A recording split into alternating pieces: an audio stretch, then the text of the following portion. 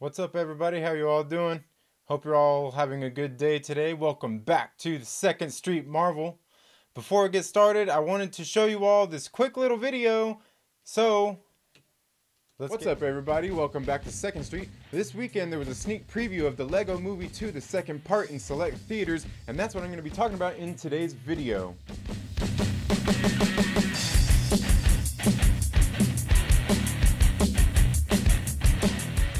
Thank you all so much for tuning in to the Second Street Marvel today for the Lego Movie 2, the second part movie review.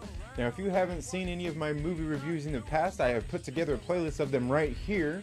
So make sure you check those out. Make sure you stay till the end, where I will shamelessly plug some products and services, and I will also flap my gums about a giveaway I will be doing very soon. Now, as I said, there was a sneak preview of the Lego Movie 2 in theaters this weekend, so I loaded up the family and headed out to theaters so I can bring you this review. Now, the Lego Movie 2 is just that. It's a sequel to 2014's The Lego Movie, which spawned a couple of sequels in 2017 with the Lego Batman movie and the Lego Ninjago movie. Now, this movie did have a lot of expectations to live up to, as the Lego Ninjago movie was for the most part underwhelming, but this movie did have Phil Lord and Chris Miller returning to write the screenplay, as they had only produced in some capacity the past two films.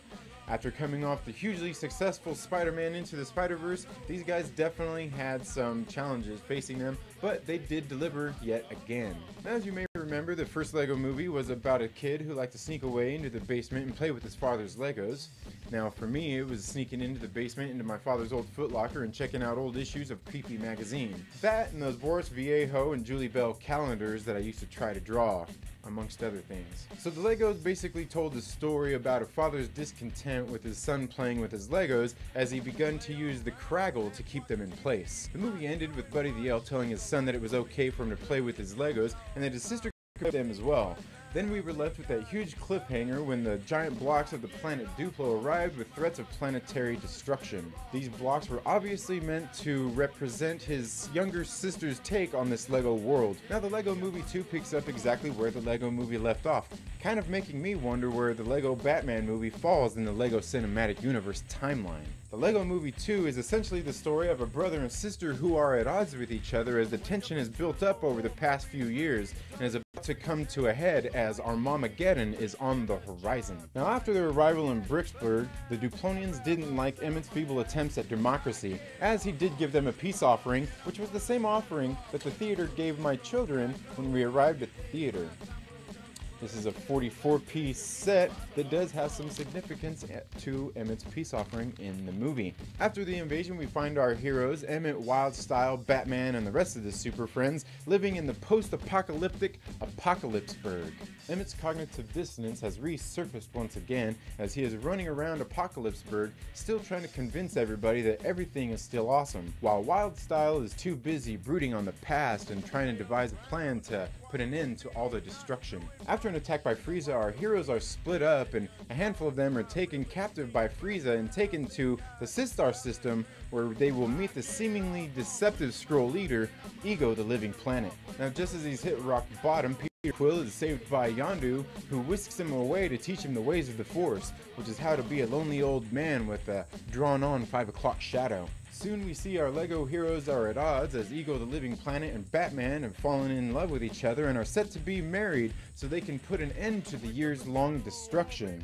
But this won't happen before an angry mother who stepped on one too many Legos puts Armageddon into motion. In the end, Steve Rogers shows up and defeats Hydra Cap and sets the world straight once again. The brother and sister make up and begin to rebuild the Lego world as they both see fit. But let's not forget that the dreaded Meowthra does still exist. Now, I may have gotten some of the names and places mixed up here, but I think you got the point. While no sequel ever seems to be as good as its predecessor, this movie actually does quite well. With Lord Miller at the helm, you know there's plenty of callbacks to previous films, and they almost fired off a little too fast to catch it sometimes. We get some hilarious cameos by NBA and WNBA stars Gary Payton and Cheryl Swoops, as well as Jason Momoa and Bruce Willis, which are guaranteed to make you laugh. Just as the last movie, it does have a few catchy songs, and one of them being the end credits song Super Cool, which is once again done in collaboration with the Lonely Island, who also collaborated on Everything is Awesome from the first movie. In this song here, they hilariously add some of the people that helped bring the movie to life into the lyrics. Overall, I definitely enjoyed this film, and I would highly recommend going and seeing it on the big screen if you are a fan of these Lego movies, and definitely make sure you take your kids, as they're guaranteed to enjoy it. So what do you all think? Are you all going to head out to see it when it releases on February 8th, or were you one of the lucky ones who got to go see it during the sneak preview? Let me know what you all think down in the comments below. Now before I let you all go, I wanted to shamelessly plug the Mountain Man Nut and Fruit Company. The Mountain Man Nut and Fruit Company are the purveyors of fine nuts, dried fruits, and candies. They have over 300 items that you can view on their website. The link is down in the description, that you can have all of these delivered straight to your door. Also down in the description are some links for the Vigilantes for Children social media sites, or you can go to their online store where they have different shirts and hats and decals that you can buy to show your support for them. And what they're doing is they are trying to encourage a more proactive involvement to help make a safer world for our children, and that's something I definitely support. Now, as I said, I will be doing a giveaway. As soon as we hit 100 subscribers on this channel, I will be giving away a digital copy of Sony's Venom. So make sure you invite your friends and tell them to subscribe so we hit 100 subscribers even faster. Thank you all so much for tuning in to the 2nd Street Marvel today for yet another movie review. If you haven't already, please make sure you're subscribed and click that little bell so you get notifications anytime we have uploaded new content. And if you like this video, please make sure you give it a thumbs up, as it really does help the channel grow. And make sure you share this. Well, thank you all again for tuning in to the 2nd Street Marvel. I hope you enjoyed that trailer right there, or that movie review. I'm sure if you all follow me on social media, you've probably seen me pushing that quite a bit there. I don't know, just kind of having some fun with it the other day. But thank you all for tuning in once again to the Trailer Park Live, where we go live here every Friday night and interact with you, our viewers and our fans, where you can write in and you can, let me know if you have any questions or anything like that. I'd be happy to answer them. So, as always, I'm going to go over my comic book pull list, and that's what we're going to drop into right now. We're going to jump into it. How about we'll jump into it? Okay. Let's see. What do we got? First issue we got here is Captain America issue number 7. All right. Now, I'm not sure if you've been following this series, but it's actually been pretty great watching Steve Rogers have to, like I said, I've said this before, watching Steve Rogers have to come back from the aftermath of Secret Empire. If you don't know what that is, you should probably go to your local comic book shop and check it out. You can buy it in a trade edition, or, you could even check it out on Marvel Unlimited, or maybe Comixology as well. But it's been really good. The covers on these have been dynamite. Good series. Love it. I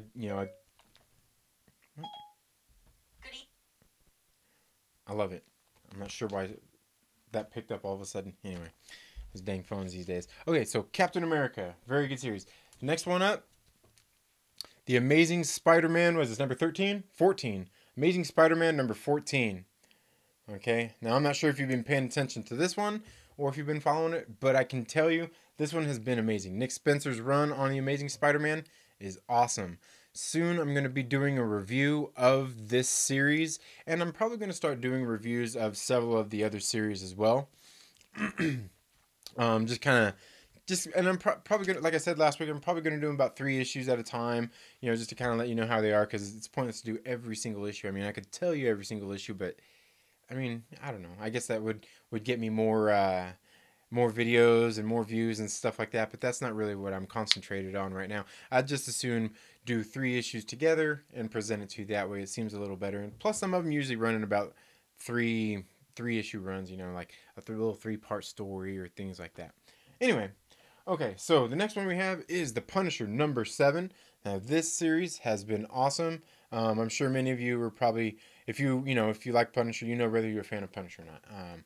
It's been very good watching, Frank Castle deal with the aftermath of Secret Empire also. Now, if you don't know, okay, I'm just going to tell you this. Secret Empire, many people didn't like it. There was some things that were controversial to some people about it. namely because people say that Captain America basically became a Nazi. Okay, he became a Nazi. Okay, he wasn't necessarily a Nazi because Hydra aren't Nazis. I mean, they even said this in the MCU. That's in the MCU, and I'm sure it's the same in the comic books. I haven't gotten into that much of the lore of it, but especially like in the MCU, they aren't Nazis. Okay, Hydra aren't Nazis. Now they're aligned with the Nazis. They were, but I don't think that Hydra cares as much about race, creed, or color. Where obviously a Nazi would. But I mean, like I said, they have very similar viewpoints. Okay, so I'll give you that. But that's what a lot of people were upset about. Okay, now the fourth issue I have here is X-Force #2. And this is a variant edition that I picked up. I thought it had a pretty sweet cover on there. You got Beta Ray Bill. Yeah, it's pretty sweet. You know it is. I haven't read this one yet. Like I said, I just picked these up on Wednesday. They are I just got them and I haven't got a chance to read them all, except for I did read the Amazing Spider-Man. I'll get into that in just a minute. And then there was this other one right here. I'm not sure what I'm gonna do with this one. Yeah, I don't know. Anyway, because I was thinking maybe I'll read it if I like it. If I don't know. I was thinking maybe I'll do a giveaway with it anyway because it's 3D X-Men. 3D. Bam. So yeah, I picked that up too. I've never checked out a 3D comic or anything, but it cost a handful of bucks, but I figured I'd pick it up anyway and check it out. It's worth checking out anyway, at least once,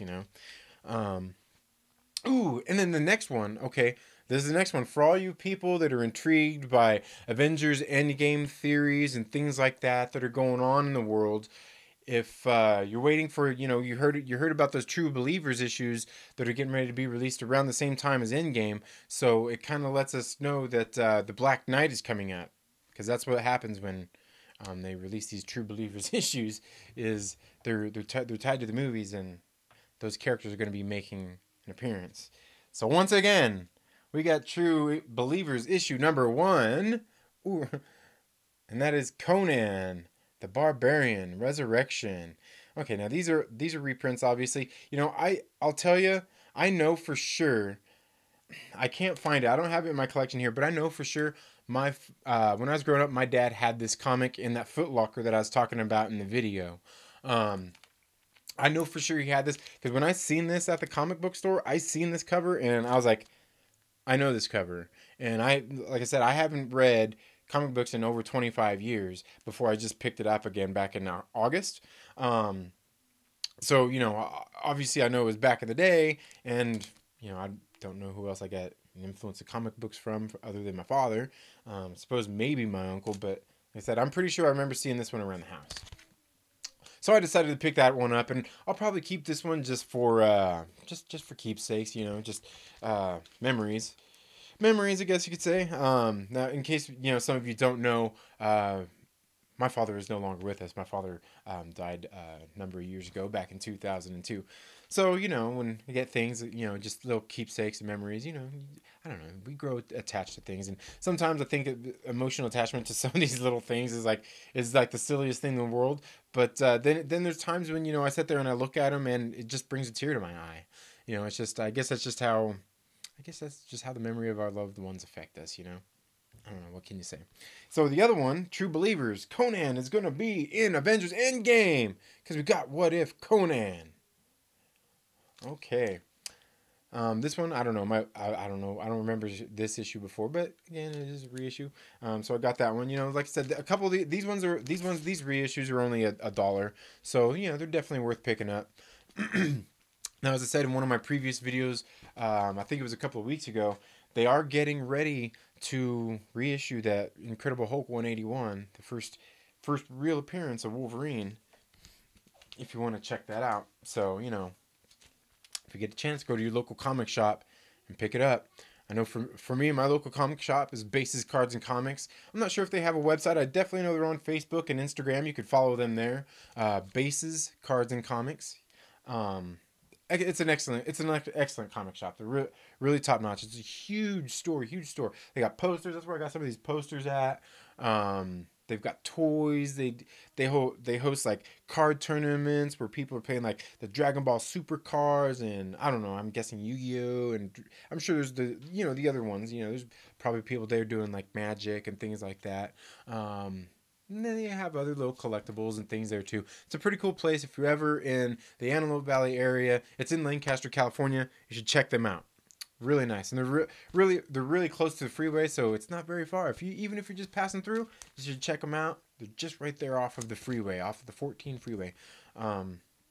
So yeah, now back to this Amazing Spider-Man. Like I was saying, I wanted to do a review on this series, as I want to the Captain America as one as well.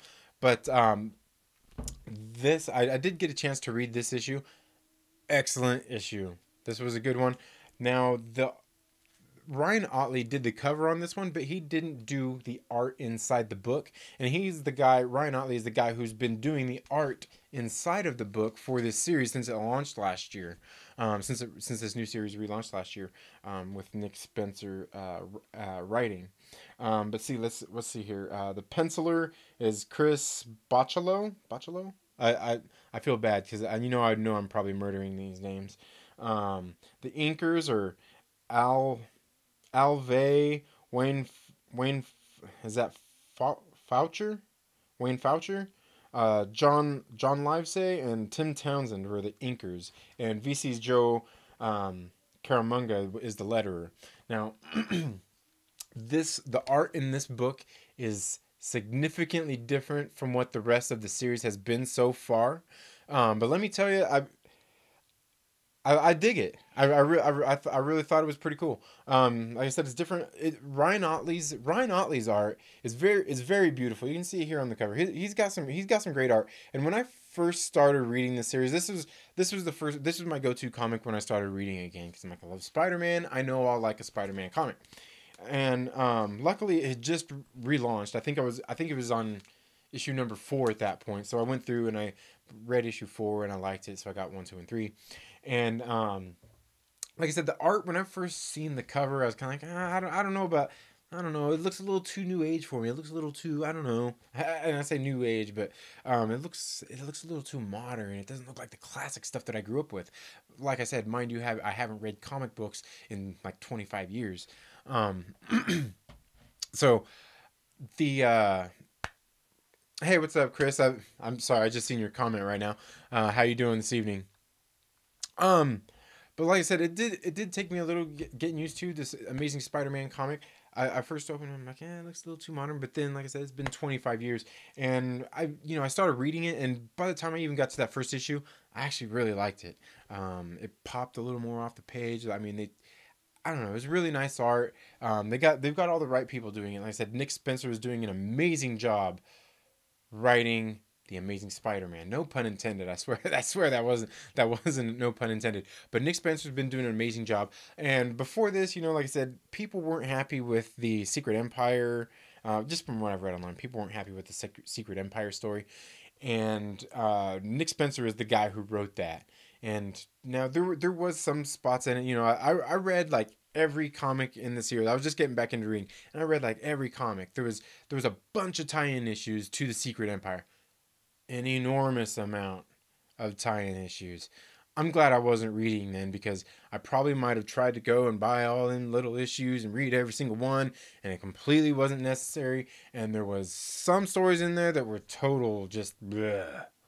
And I guess that's probably just like with some of the tie-in issues anyway. But I really like the story of the Secret Empire, and I'm probably gonna do a story on that too, because I do have the collected edition, and I probably will do a review on that.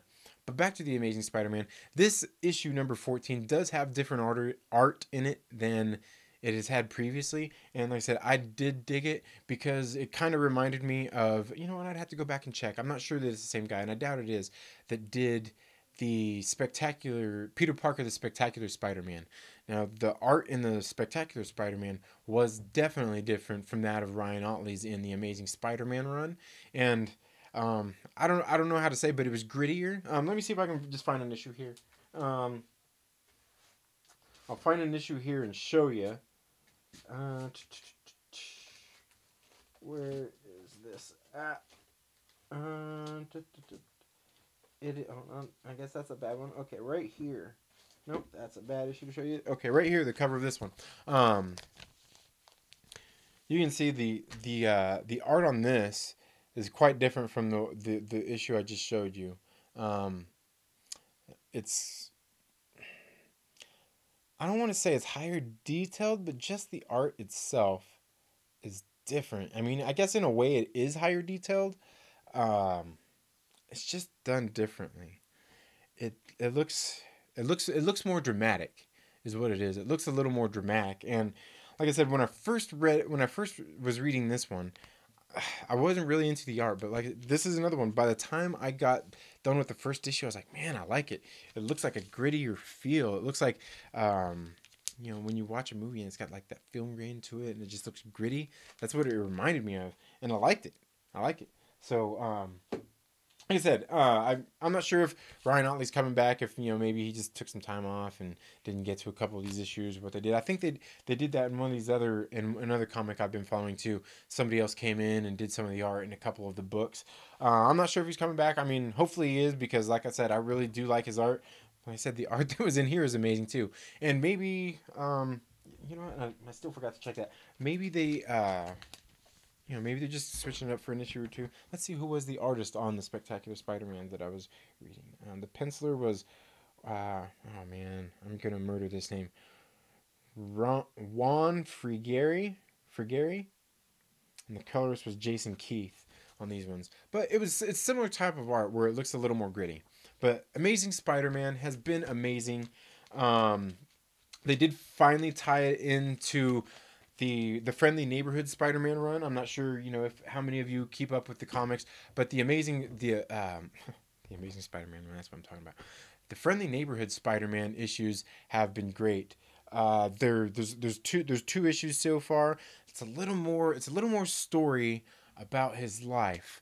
Hey, what's up, Leftover?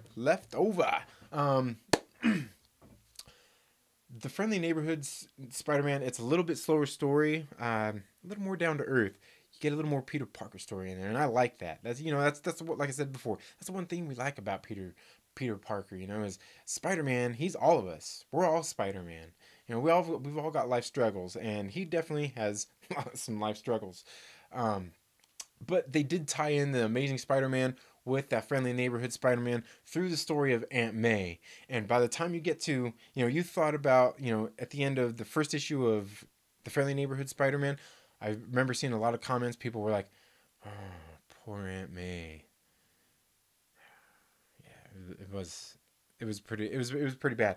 But at the end of this Amazing Spider-Man number 14 issue, you're like, oh, Aunt May.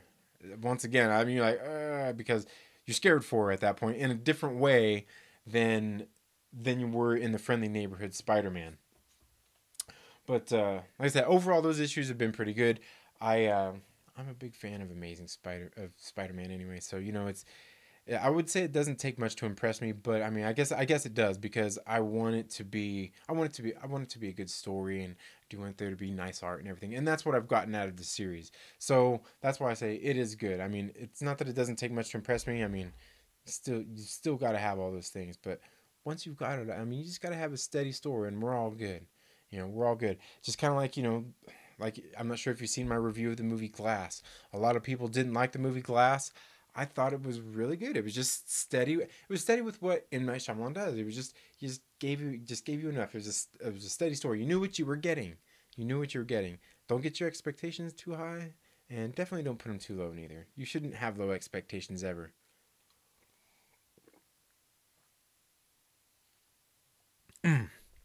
But yeah, that's all the comics I have for my pull list this week.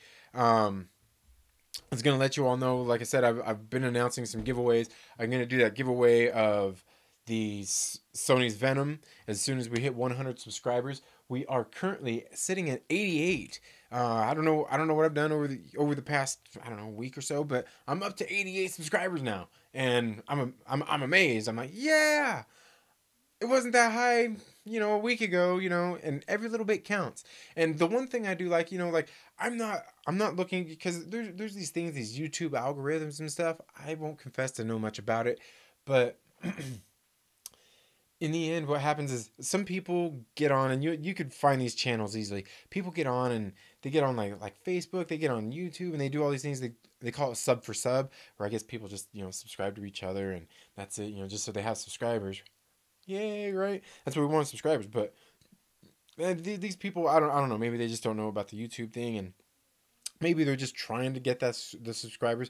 But the sub for sub thing, they're saying doesn't work, and I don't really want to go too far into this, but it doesn't work, because really what happens is people just subscribe to your channel and you got subscribers, but what you really need is watch time. You need watch time, you need watch minutes, you need people clicking on your videos and watching them, and that's ultimately what I want. And I would say that's what I've got from my subscriber base so far. I've got a nice, good, solid base. I've got, I think, like I said, 88 people. I can't say that every single one of my videos gets 88 views yet, so I'm talking to you, some of you 88 people out there watch my videos. No, but really, like, the people who show up, they show up to watch the videos. I haven't gone and done that sub for sub thing. I just want good, solid subscribers, people who will come into the live chats when I'm doing them here on Fridays, hang out with me, ask questions, watch the videos, share them with their friends, give me feedback on what I'm doing. If I need to do something better, if there's something you want me to cover, I will do my best to cover it. Like I said, I want to do comics. I want to do movies. I want to do, movie reviews and just things like that. I've got some other things. That's why I was a few minutes late getting on today, because I had a new segment that I was working on. I told you guys about last week. I'm gonna call it. It's gonna be called Trailer Park News, and they're just gonna be little humorous updates of things going on in the media, I guess you could say, but not quite. Maybe with a hilarious twist to them, almost like and I haven't seen it since I was a child. I mean, I was a little kid when I seen it, but on HBO they used to have this. I think it was on HBO. They used to have this show called Not Necessarily the News. And it was basically like Weekend Update on Saturday Night Live. It was a hilarious show where they got on and they did not necessarily the news. So kind of like an Onion thing. But yeah, I was working on one of those that I wanted to do for you guys, but I didn't get it get it done in time. I was working on it, and something that you intend to be like a little 3-minute video that should take you about that long to do, it takes a long time to shoot sometimes. You got to plan this stuff out. I'm sure if any of you make videos or have made videos before, sometimes, especially if you're somebody like me, I'm not, as you can see from my videos, I'm not a perfectionist, but I'm getting there. And when you watch some of them, you can tell that, okay, this guy looks like he's trying to, I am kind of a perfectionist when it comes to some sort of things. It's because I want good content, and I want you guys to have something good and entertaining to see. And that's why I need feedback from you all, my subscribers, to know what I am doing good, what I can do better, and things like that. So, like I said, feel free to leave your comments down in the comment section. Be harsh if you need to. It's okay. I can take criticism, even if it's not constructive criticism, because I mean, unless you're making videos too, it's not really constructive, is it? But I need the criticism because I need to know what I need to improve. So, with that being said, as I said, I am going to be doing some giveaways, and one of the things that I am going to be giving away in one of my videos soon is, ta-da! This Ant-Man, I'm sorry, it's from the Ant-Man and the Wasp. The Wasp Bobble Pop. Bobble, pop, bobble. I don't know. I don't know what people call these things. I don't collect them. That's why I got it. I was like, it was a perfect thing for a giveaway. I got it. I ordered it, and it's like, I know I'm not gonna keep it. My kids don't have any of these things set around. I don't collect them, but I know that some of my viewers probably do. So this is gonna be one of my giveaways soon. The Wasp Pop. I don't know. That's Wasp Pop. That's gonna be one of them. I've got another one here. I think. Oh man, is this it? No, that's not it. I've got another one here that I got for a video that I am going to probably be shooting this weekend. I told you guys, I've just been waiting for these things to come in because I don't want to do a video and announce a giveaway without having the prize to give away. But I did get this other one in for a giveaway I'm going to be doing with one of my videos I've got getting ready to come out. I will be releasing very soon. but it is this right here. Tales of Suspense, Iron Man. Yee! Yep. I'm going to be doing a giveaway on this very soon. As soon as I get these couple videos done, these will be given away. So make sure you stay tuned for that. Like I said, I just ordered these things in for these giveaways for you, my viewers, just as, things to say thank you for following. Not necessarily to get subscribers, because, I mean, if somebody's just going to subscribe just to get something for free, one, that's kind of lame, and two, they're never going to know if they won, because they're not watching, right? Only people who are watching are going to know.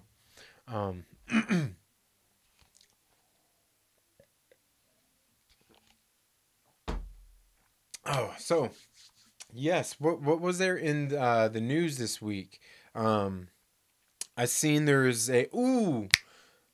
did you all see that new trailer for Hobbs and Shaw? Right? Yeah, Hobbs and Shaw, man. Fast and Furious. Are any of you psyched to go see this movie? If you are, let me know down in the comments. Let me know how psyched you are to see the movie. I got to tell you, for one, I can't say I'm not a fan, but I haven't watched any of the Fast and Furious movies since probably like Fast 5, I think. I might have watched part 6, which was the one, I can't remember, what was the one where they were on the airplane and all the cars, they were on the airplane, they started dumping cars off the airplane, and I honestly can't remember because I fell asleep. That's how bored I was with the damn movie. It was to me, it was boring. I don't know. And what's funny is I like action movies and I like movies like that, but I tried to watch that movie. I think I tried to watch it twice. I think we rented it and I was just bored. I fell asleep both times. And like I said, not that it's terrible. I mean, I don't know. To me, it started to get a little over the top. I don't know, and that's not a bad thing, but I mean, it was just different. And it was funny. I was watching one of the shows that I watch here on YouTube called the John Campea Show, and they were talking about it and talking about really loving it and talking about like how the first 4 movies were kind of like, they weren't that great. And I'm like, I think that's kind of where I was at. Like, I actually liked those first few movies and not so much after that. And not because those first few movies were great either.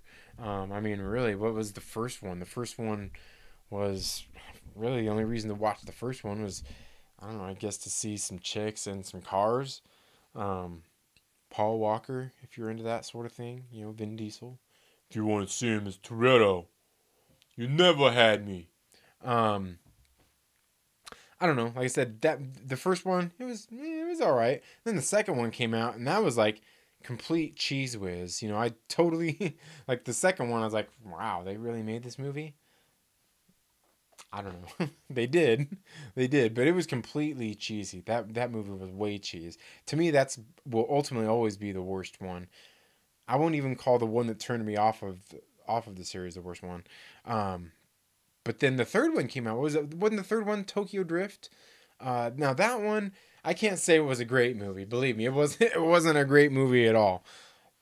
There wasn't really much good about it at all. But I will tell you, like when I seen that one, I was like, wow, like they're actually trying to make a story here. Where the other ones, it seemed like they were just slapping some cars into a movie that had some action with some lines of dialogue in it, where the Tokyo Drift, while it wasn't good, it seemed like they were actually kind of trying to mishmash and put a story together. And I don't know, the way it was done, I actually didn't really mind it that much. It wasn't a complete pile of crap. While, like I said, it wasn't that great neither. But I mean, it still kept my interest, and I watched the whole movie. But if you know me, I like watching movies because I do like to critique them. Some I would actually even go so far as to want to criticize them, but I like to really stick to critiquing because criticizing. I'm not a filmmaker myself. I would like to be. I don't have the time. I don't have the money. I don't have the power. I don't have any of that stuff. I mean, that's what I'm here doing right now. Maybe one of these days I'll eventually do enough projects and do something really cool that, like nobody's ever really going to recognize me for. Was Hollywood going to give me a job because a video I did on YouTube? I doubt it. Probably not me. But maybe I'll do something cool one of these days. I'll get enough skills to do something pretty cool. But Geek Fortress, hey, how's it going, man? How you doing? Thanks for tuning in. But yeah, like I said, I like to critique movies. Like I said, I watch movies that aren't really even that good all the time. I watch some movies that I've sat there and thought, why did I just sit here and watch this movie? I wasted 90 minutes of my life watching this. But I do it because, it's not everything. Sometimes I watch some movies, I'm sure we've all seen a film that is just, I mean, the plane is hitting the mountain. It's not even worth watching. But then, like, the actors in it, maybe you watched it for an actor or a director, but then, like, there's something in this particularly trashy movie that you're like, man, you know what? This movie is garbage, but so-and-so's acting in this was still solid. It's just a damn shame they'll never get any kind of props for being in this movie, because this movie sucks. And there are movies out there like that. And like I said, I like to critique films, not criticize them. I could easily criticize a lot of films, but I like to critique them because, there are things, when I watch movies, and that's one of the things like I want to do, like I started this channel with the theory video, the Marvel theory videos, is that's something I've done for a long time since I was a kid, is really watch the movies. Like for me, when I watch a movie, a director puts everything on the screen he wants you to see. There isn't anything on the screen they don't want you to see. A lot of people, your average audience member just watches movies to be entertained, for a good story. Maybe they're following a particular actor. Not everybody sits there and watches every little thing in these movies. And if you watch a lot of movies, there are just so many things going on in the background and that a lot of people don't notice. Your average viewer don't notice. And that's something that I do. I mean, that's why they got all these people helping make these movies. The set dressers, all these different people doing these things. They do it for a reason. So if it's in that shot, you need to see it. Like, I mean, what's a film like? Take a movie like Scarface. I'm using this as an example because everybody uses this movie as something to look to, and I mean, there's been other filmmakers, actors. It's affected musical artists, all these different people, look at this one film. But if you watch this one film, there are so many layers in the movie Scarface. You can take something out of it different every single time. And you can translate something different out of it every single time too. And that's just how great of a movie it is, And not many movies come around that are that great like that. Oh yeah, yeah. I think the scroll I got. I just got that for Christmas. I think my mom got that for me for Christmas. You know what's funny is that was actually setting in my kids in my kids' bedroom in their closet, and I was in there cleaning one day, and I saw it. It was wrapped up. It wasn't wrapped up, but it was just like all rolled up, and it was in a little plastic sleeve. And I was like, hey, and I just seen it, and it was through the negative. I was like, I could tell that's a Dragon Ball Z poster. I was like, whose is this? I was like, oh well, whatever. I didn't think nothing of it, and then my mom gave it to me this year for Christmas, and I was telling her about that. I was laughing, and I was like, hey, that's mine. I could have put it up the whole time. But yeah, it is pretty tight. It's huge too. It's huge. I'm not sure if you can see. There's nothing really to compare the size of that thing, but I mean the Captain America poster over there, or maybe this Deadpool poster. Those are pretty big posters, but yeah, I think it's bigger than those things. It's pretty big. And I actually got some more posters. I'm getting ready to. I'm gonna have to rearrange all of this. I'm not sure what I'm gonna do, so I have to see what I'm gonna do. But like, I even got this poster right here. I just got this one the other day. The 10-year anniversary Marvel Studios. So I want to get that one put up here pretty soon too.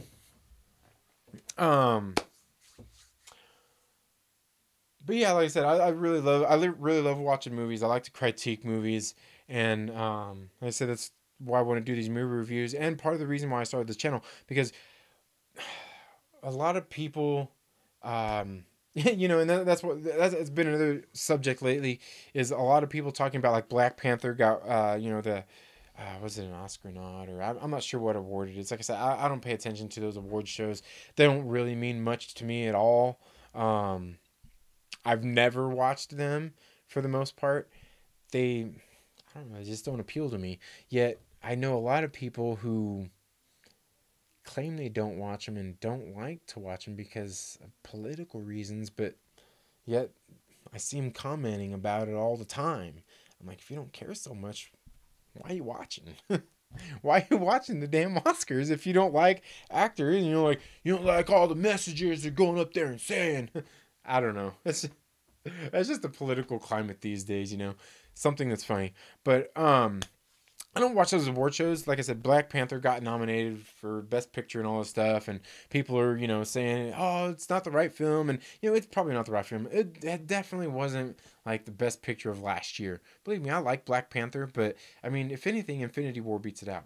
But coming back to my critiquing of the movies, that's the one thing I liked about these Marvel Cinematic Universe movies is, you know, a lot of people, and like I said, I'm not sure if you've seen in the news earlier this week, Bill Maher, you know, once again making news, you know, ruffling the capes of comic book fans once again. He was once again, you know, upsetting people by, I don't know, basically telling comic book fans that they need to grow up and all this stuff. And I don't know, a lot of people were upset by this. But me, the thing is, and that's one thing, like people like he don't understand, and probably even people like the Academy don't understand, is these movies that Kevin Feige has managed to make with the Marvel Cinematic Universe. These aren't just your typical superhero films. They've launched these things into um, a new, how would you say, they're not like they were before. I said, if you've watched Captain America Civil, any of the Russo brothers movies, Captain America Civil War, Captain America the Winter Soldier, and especially Infinity War, these movies they're not just comic book movies. You could take the comic book characters out of these movies. You could replace Captain America, take the Captain America persona away from Chris Evans in that movie and have him just be your average spy, you know, James Bond or whatever. And I mean, that is a captivating movie. I mean, if you haven't watched Captain America the Winter Soldier, and you can't watch that movie and say like, okay, this is just a comic book movie, man, I don't know what, I honestly do not know what you're looking at. You know, I don't know what you think about films if that's the case, because that movie, it's just so far from being your typical comic book kind of movie.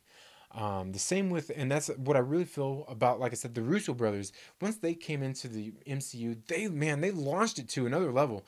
And that's the thing about Infinity War, is there are serious filmmakers who have never made that great of a movie. And I mean, because there's just so many layers. I mean, it's the acting, it's the writing, but it's also the culmination of about 20 films going into it. And that, you know, while some people probably say, oh, that's what made it so good, that's, you know, that's what made it so easy for him to do that. But you know what, and you know, if you really think about it, that actually makes it even harder. That actually makes it a harder process, because that means you've got to take 20 different movies and pull something from every single one of them and integrate it into this one movie. Sure, you had all these movies building up to this one movie, and it really pays off if you've watched all these movies, but you could watch Infinity War and not have to have seen all these other movies, but it's still a captivating movie. I mean, it's got the drama, it's got the action, it's got the suspense. I mean, the cliffhanger ending that we were left with. I mean, people left the theater crying at this movie. Crying. Adults left the theater crying watching Infinity War. Now, me, I find this funny, and believe me, I shed some tears during the movie, but most of them probably weren't when all the guys were being dusted away. Because, you know, when the guys were getting dusted away, I was like, you know, sure, I was surprised. But you know what? Even once they disappeared, I knew instantly they'd be back. You know, you're not gonna kill all these characters and then not come back. Now, maybe not all of them are gonna come back. I certainly don't think that, but most of these characters are gonna be coming back. Um, let's see.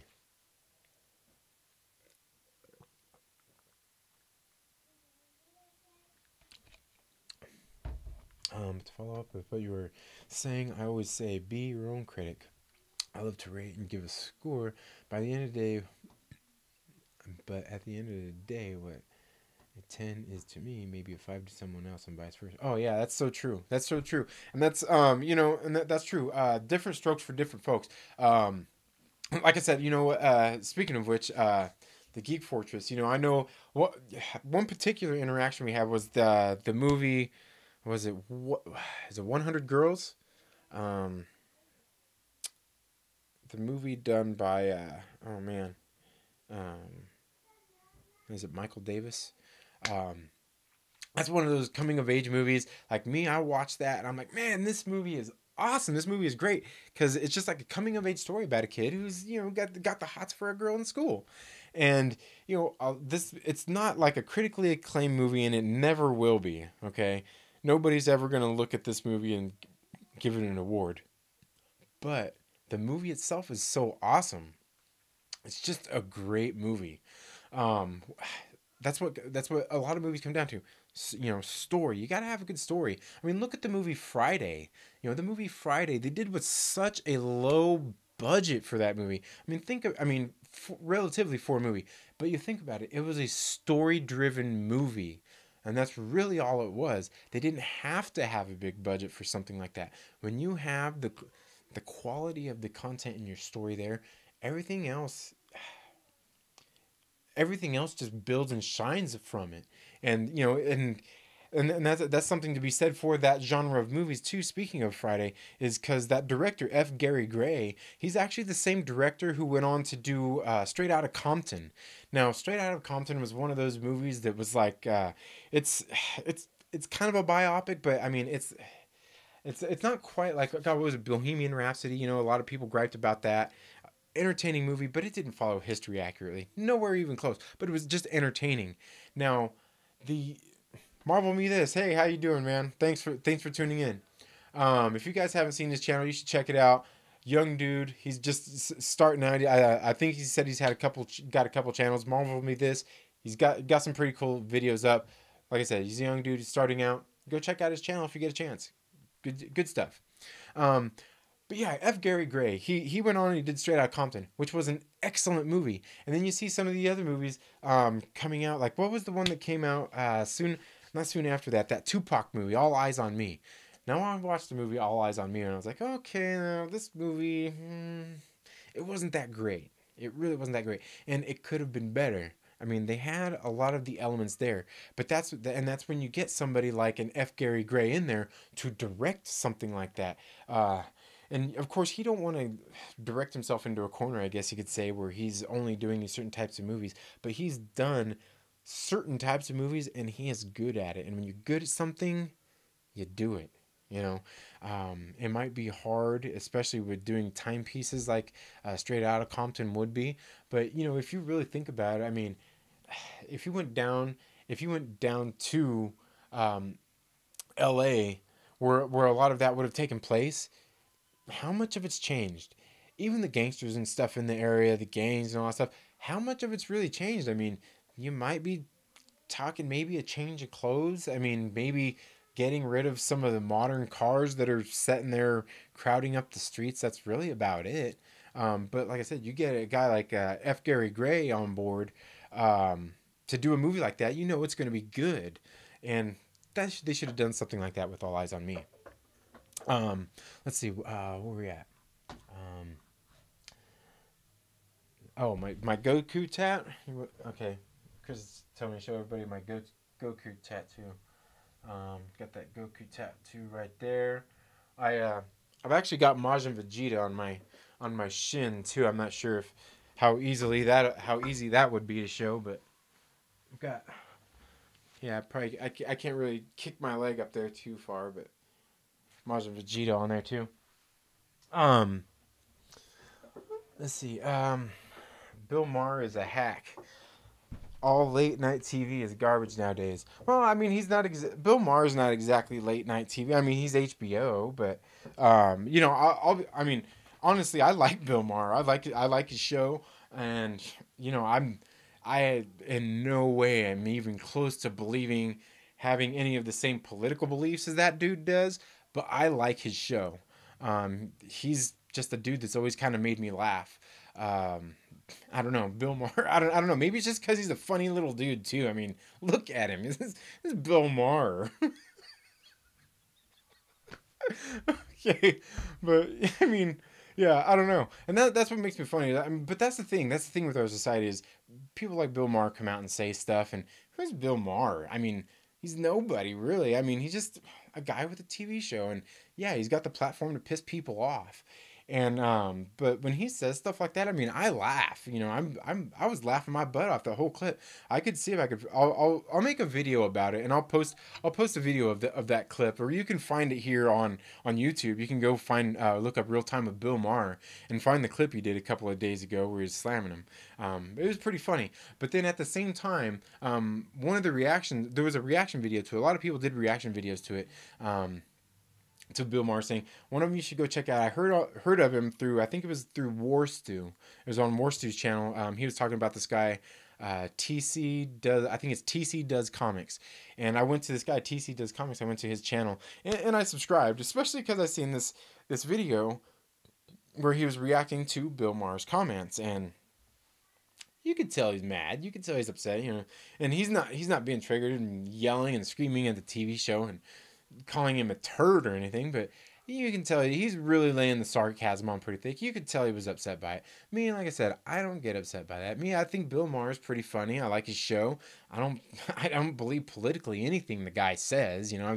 But he does make me laugh, okay? And that's really what I want when, you know, if I'm watching Bill Maher. I want to see him just be him, you know. I like I said, I don't mind hearing those points of view that I don't like, but other people don't, and that's why, you know, somebody like Bill Maher says something and people get pissed off, and I'm just like, dude, I don't care what he says. I'm a 40-year-old man and making videos talking about comic books and movies and all this stuff, and I don't care if Bill Maher don't like that. And I'm certainly not going to make a bunch of videos talking about it. But that other people will do, and I'll happily watch them. It's just not me. I mean, I'll laugh about it. I'll sit here and I'll laugh all day about it, and I would have to save that for a different channel because I can sit here and go on and on about those kinds of things. That's just, but like I said, that's not what I want to get into. I'm not here for politics on this channel. Let's see. Agreed. I'd only seen a handful of MCU movies before I saw Infinity War, and I was blown away by that film. Yeah, it really was. Infinity War was, I mean, it's monumental. You know, one of my friends, he was even saying, he was thinking that that's probably like the peak. You know, like everything's gonna go downhill from now on. And I think, you know, he could be right, but I really don't want him to be. But I also think that's when people like Kevin Feige in the MCU are going to take and start changing things up a little bit more, so to keep it interesting, so we don't just kind of get burnt out on superhero films. Because I can tell you right now, and that's one of the things, they're making these movies really compelling. As long as they keep doing what they're doing, I will keep going to these movies, and I don't think I can get burnt out. But they've got to keep doing them like they've been doing, which is just making a good, solid story and building around these characters and building the universe, not just not just cash grabs. And that's something a lot of people are talking about with the Captain Marvel film being a cash grab, you know, get woke, go broke. Everybody's talking about, you know, all the social justice warrior stuff going on with, you know, it's being released on International Women's Day and all that stuff. I don't really care, man. You know, I don't care about that crap. Dude, I've got 3 daughters. I've got a wife, you know. Women are strong. Women are beautiful. Women are equal to men. Yes. In some instances, men are women stronger than women. Women are stronger than men in some instances. You know, like I said, those whole arguments are just something I don't know why people even think about those kinds of things. It's really ridiculous to me. I said I used to work in an environment where I was in charge of a lot of people, and you have to learn to manage different personalities. And that's one thing I really liked about that job, was dealing with that. Yeah, like I said, people are upset about Captain Marvel. I'm like, you haven't even seen the movie yet. Kevin Feige hasn't allowed any of that stuff to happen in an MCU film yet. Now, at some point, I will say that if it went the direction that I would like it to go, they definitely need to add some of it into the MCU, but only for a reason, because The story that I'm talking about that they would need to do that for is some of the things that had just happened not too long ago in the Marvel comics with like well, like through the Secret Empire, but before that was Civil War II. Um, a lot of things because there was Falcon became Captain America, and believe me, when Falcon became Captain America, he was a total social justice warrior. Okay, he was total like, but at the same time, like while I was reading it, I was kind of like, I'm sitting there reading, I'm like, oh god, like I said, and that's what, I don't want to get too much into the politics. There's channels you can go to for politics on comic books, but the thing is like I'm a lot of people look at me and say I'm white. Okay, I'm half. You could say I'm half white, but like but the white there's some German, some Danish. There's Native American.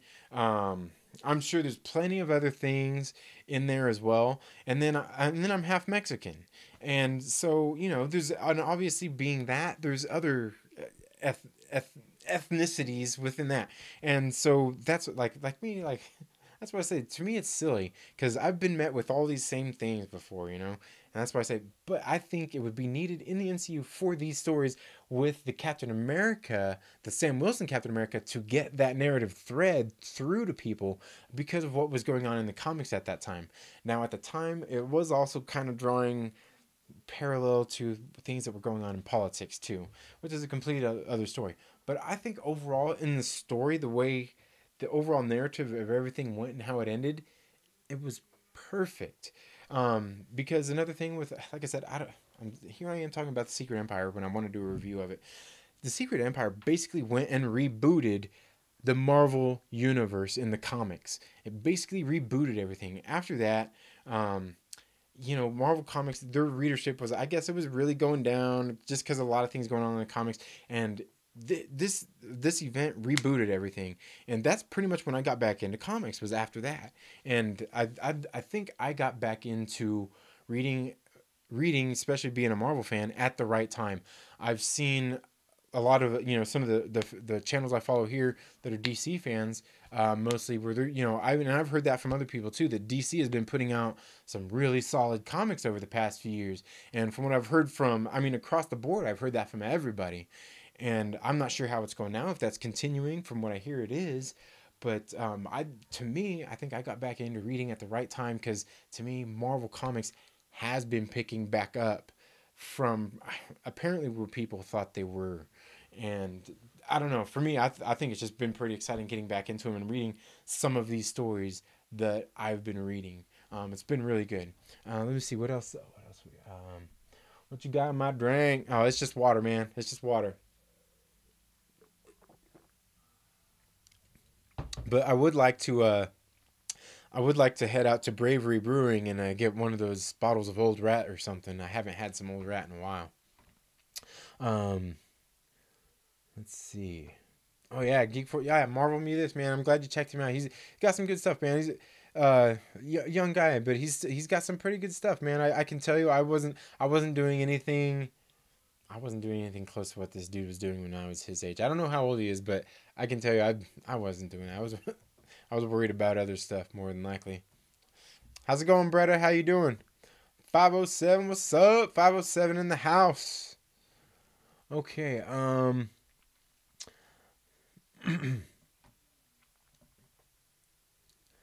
Goku. Is Goku my favorite DBZ character? Oh man. This is a tough one.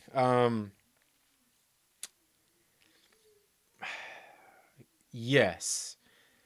Yes. Man, it's so, and I hate saying yes and no because how could you not love Vegeta? I mean, and I think this comes down to a Wolverine thing too. And that's what I love Vegeta because at the same time Vegeta is kind of he's just like he's a tough guy. You know what I mean? He's like he's a badass, okay? And he's a tough guy, but at the same time he's overrated too, you know? I mean, he's he's I'm the prince of all Saiyans. He's the prince of all Saiyans, but then, you know, he's getting his ass kicked constantly by Goku, who's just some nobody, you know? Just some peon with, you know, a low power level. and yet he's constantly being bested by Goku. And obviously, it's not because Goku's better. It's just because Goku's got the heart. You know, he's got heart. He's got family. He's got things that ground him. And until Vegeta got that, that's all he was just a hothead. Um, and like I said, that's one thing I like about Vegeta because I am kind of Vegeta. Um, I am. I'm definitely a hothead too. But what I like about Goku is, I mean, Goku. I don't know. He kind of reminds me of my dad. Just a good guy who would do just about anything for anybody, and give somebody the benefit of the doubt. But yeah, I mean, you still gotta, I don't know. He's just a good dude, Goku. I don't know how you could not like Goku. Um, he's a trustworthy guy. You can count on him, and that's ultimately what you need. And you don't need a hothead. You need somebody you can count on. Somebody that's trustworthy. Plus, I mean, in most cases he's gonna do the right thing.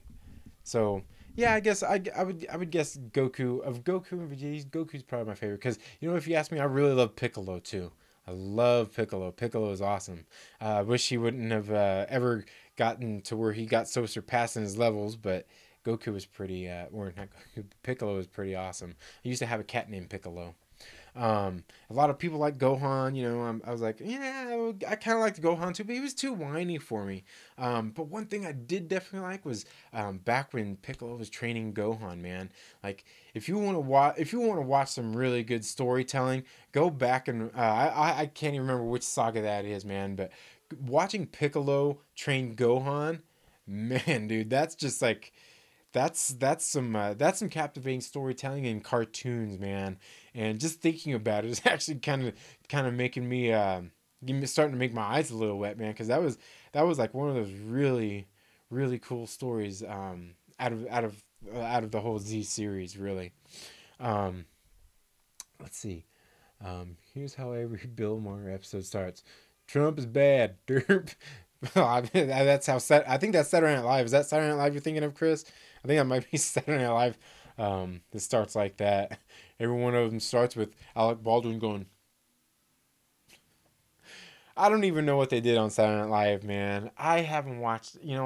I even when they were doing really bad, I watched them every Saturday. I haven't watched them in about a season and a half, man, because I just got tired. Like, I got tired of like I said, I make fun of Donald Trump all you want, but when you took Daryl Hammond out and replaced him with Alec Baldwin, who does like the worst Trump impersonation ever, so you got somebody who did the best impersonation of Trump ever, and would probably happily do all the stuff that you're doing, the material you're doing, and you replace him with Alec Baldwin who's not an impersonator and is doing the worst impersonation ever. Like, but they just kept doing it over and over and repeatedly. Just like Melissa McCarthy was on there, and it's like, okay, Melissa, like your time's already up, and you're making fun of. I don't even know what person she was making fun of, but like it was just so old, so old. Like I can't deal with this anymore. And like I said, I don't mind the political aspect of it. I don't mind the politics being made fun of. That's fine in comedy with me, but there comes a point where it's like, this is all you got. All you got to offer is your political commentary on the president. You have got to be leading the boringest life ever, if that's all you have to talk about. You're comedians, man. Make funny skits. Do something funny. I don't care what else you make it about, but just stop. Like I said, that was just at the time. I don't know how it is now. Like I said, I completely tuned out. And it's a shame because, like I said, I used to love watching that show. But maybe it's also, too, because the Weekend Update, Colin Jost, I mean, man, what have we gotten to? Colin Jost? Even the other dude, what's his name? Michael Che? I mean, that dude's funny. I mean, even that dude is funny. That dude's funny. He cracks me up. And, I mean, he's a little on the social justice warrior side, too, but he's actually funny. Why don't you give him the show? Get rid of Colin Jost. He's lame. I don't know. And they don't even work well together because Jost is just so terrible at it. Let's see what else we got here. Yep. I love women. Can't imagine life without them. Hell yeah. As far as the DC goes, you have to check out Preacher if you haven't already. Is that a TV? Is Preacher a TV show? Um, I'm not sure. I don't really watch any of the TV shows. Like the only real TV, like the Netflix series, Marvel ones. Like I've watched all of them. I didn't really necessarily care for all of them. Like people say a lot about Daredevil. I thought the first season of Daredevil was excellent, and then it seemed like after that it was good. It just didn't seem, once again, the story, it just didn't seem as captivating after that first season. Something about it kind of changed. But like Jessica Jones, I liked that first season. Luke Cage, loved it. That first season was awesome. Iron Fist, oof, not so much Iron Fist. I'm sorry, Danny Rand. And Defenders, I tried to watch that. That was, yeah. But I don't really watch a whole lot of the shows. The Punisher came out. I'm almost done with the first season of Punisher. That one is really good, and as a matter of fact, the second season just came out, and I haven't watched that yet, but I do want to watch that. So I haven't really gotten a chance to watch any of the DC ones. I started off watching Gotham when that first started, and I thought it was cool. The first season of that was really good, and then it continued on, and I was just like, by the second season, I was just like, oh, man, it just really got boring for me. So then the one thing I have watched though, the one show I do continuously watch, and a lot of people talk bad about it, but it's still going strong, man, and it's got the ratings, is Marvel's Agents of Shield. I like that show. For me, at first, the first season, it was a little slow. It was a little slow moving, but the first season wasn't so bad. I started watching obviously because Clark Gregg. I mean, I think that's why a lot of people watch Clark Gregg. And I think the second season came along. It might have been the second half of the first season. It started moving really slow, and it was kind of like, ooh, like, come on, man, they better start doing something with this story quick, because Clark Gregg is only going to hold my interest for so long. And luckily they did. It started to pick up and get better. The only thing that I don't like about it is the TV format. I watch one week, then I gotta wait another week, then I gotta wait another week, then I gotta wait another week. That's just, I don't know. I like it. I mean, I don't mind waiting, but at the same time, I mean, it kind of hurts. It kind of hurts with the way most things are streamed nowadays. Is nobody wants to wait. Everybody wants that instant gratification right now. So that's why I'm willing to wait for it. But that's really like the only show of those I watch. It's funny because my sister was actually I was just on the phone with my sister before starting this live stream, and she was saying the same thing. She's like, "What? You don't watch Arrow?" She's like, "You don't watch Arrow? Like it's based on DC Comics." I'm like, "Well, I know, but I just don't watch it." And at this point, I don't really have time to watch much else. Between making videos, running my business, being with the kids, man, it's a lot. Being a geek is time consuming. Okay, it's not easy. It's not easy being a geek. Let me tell you. Let me tell you. And being a cyclist and a business owner and all those other things, it's not easy. It's a rough life. It's a rough life, Bill Maher. Not all of us just snort lines of cocaine and talk into a camera making funnies for people on HBO. Some of us do it on YouTube.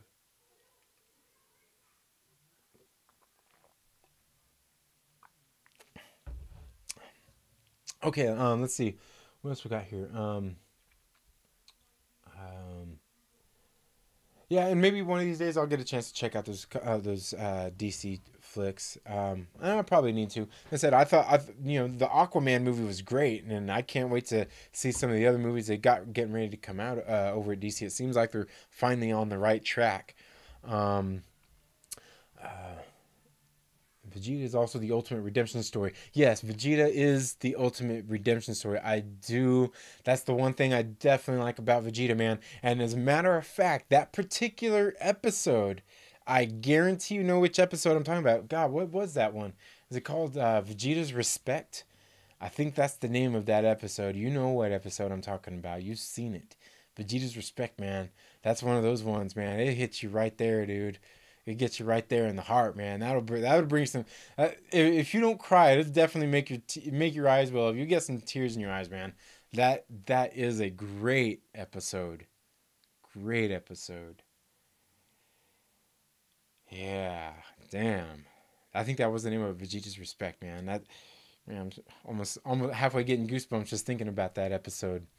Um, Piccolo's your favorite? Oh yeah, Piccolo. Yeah, and that's awesome. Piccolo is awesome, dude. I love Piccolo.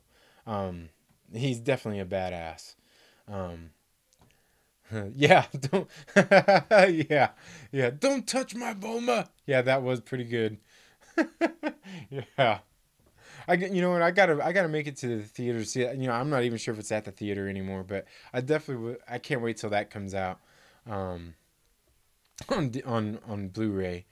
Um, oh yeah, that's true. Yeah, Piccolo was more of a dad than to Gohan than Goku ever was. Oh man, I seen this meme. I seen this meme by politically incorrect Vegeta. I think, or was it politically incorrect Goku on Facebook, and it had a picture of Chi Chi with and Gohan, Super Saiyan, and it says, what does it say? Mothers love to dress. Mothers love to dress their kids like their fathers that were never around, or their fathers that were never around, or something. I'll see if I can find it. I was like, oh man, that's harsh.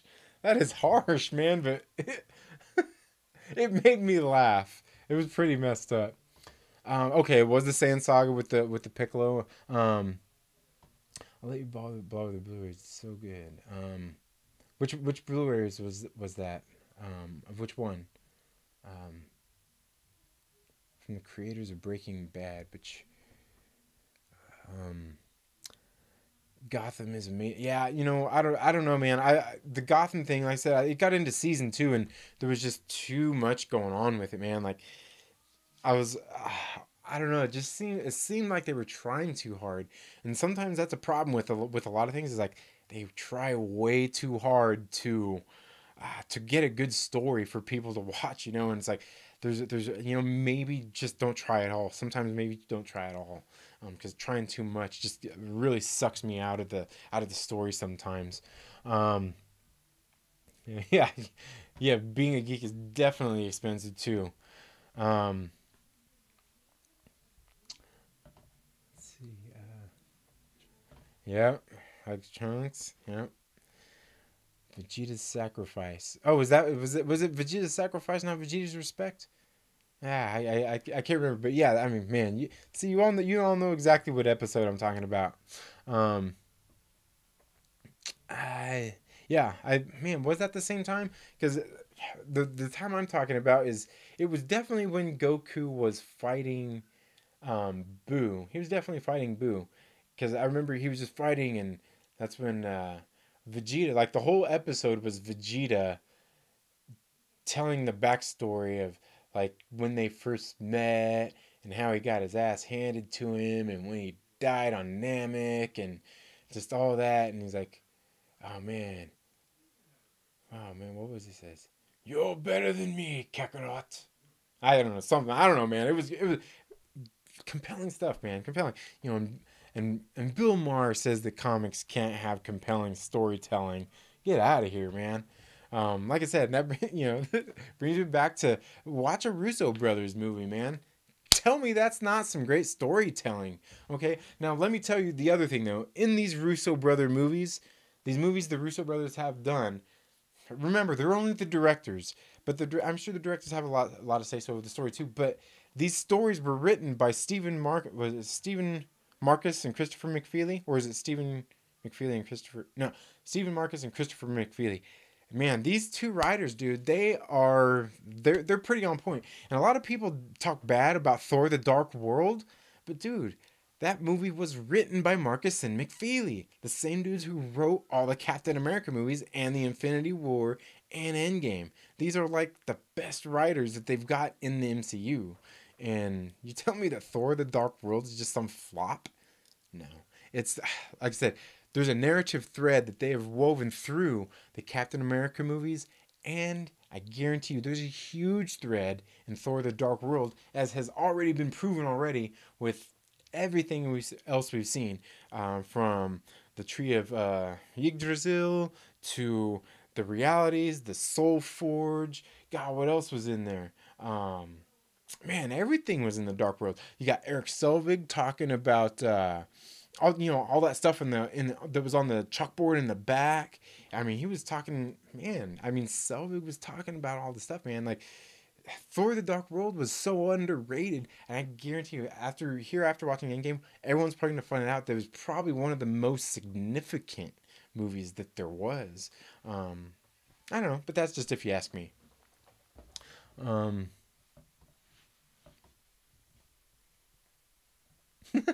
yeah, he did. Goku didn't want to pay that child support. He's like, tell me when he's 18, then I'll show back up. Goku. That doesn't surprise me though. I mean, look at Goku. Look how he was raised. I mean, didn't you watch Dragon Ball? What do you expect out of that kid? You don't have a tail? Oh, man. Okay. God, what else? What else was I gonna get at? Um. Uh. Like I said, there was oh man, what else was there? There's I don't know. I guess I'm about done for the day. I mean, don't really have much else. I can't remember anything else that really happened in as far as movies or anything this week. The the Marvel leaks. I talked about those comic issues. There's all these plot leaks that keep coming off of these toys, and that just cracks me up. The toys are cool. I don't think they're really telling anything. But at the same time, I mean, a lot of people still need to make videos and get videos out there. And if toys are out there, somebody might as well make the videos. Somebody's got to talk about them because people are going to ask about them. But that's not what I'm here for. I don't want to talk about all those things. That's what we got this show right here for. Trailer Park Live is for us to talk about things like that, like these toy leaks. Toy leaks, I don't know, like I said, to me, things like that, they're just funny. I mean, they market toys. They're just trying to sell toys. Sell toys to sell the movies and things like that. And that's cool. But drawing conclusions off of these things, I won't really do.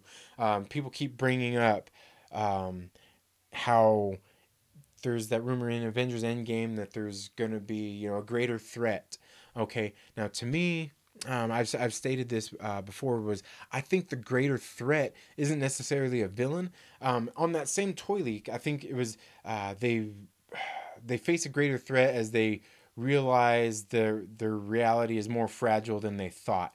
Okay, to me, that's saying that greater threat is them tampering with reality. That's the greater threat. They are the greater threat, or whoever is making changing reality is that greater threat. And I've actually started to wonder if in the comic books, Gamora, was it Gamora? Yeah, Gamora. No, not Gamora.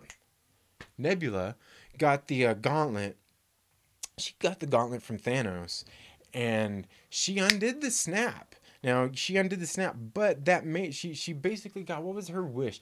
To basically undo the last 24 hours, because at that time, that's all that had happened since Thanos did the snap, she basically wished to undo the last 24 hours that Thanos had done since he did this, that was the time when he did the snap.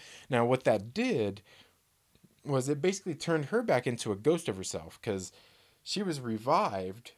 I can't remember who revived her, but she was revived, and at the time before that, she was basically a ghost of herself, as Thanos pretty much tortured her and left her barely clinging to life. And she got a hold of the gauntlet and undid the snap. But her wish was to undo the last 24 hours, and which turned her back into a ghost of herself. Now, and I'm thinking in Endgame, maybe something similar happens.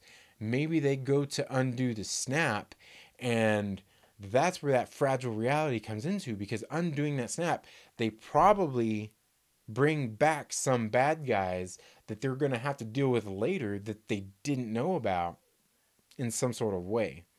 So I think that's kind of what maybe those lines are referring to as far as a greater threat and them finding out how fragile their reality is. Um, so that's what I take from these toy leaks. Ooh, but the other thing, man, I really got to work on that Captain Marvel trailer.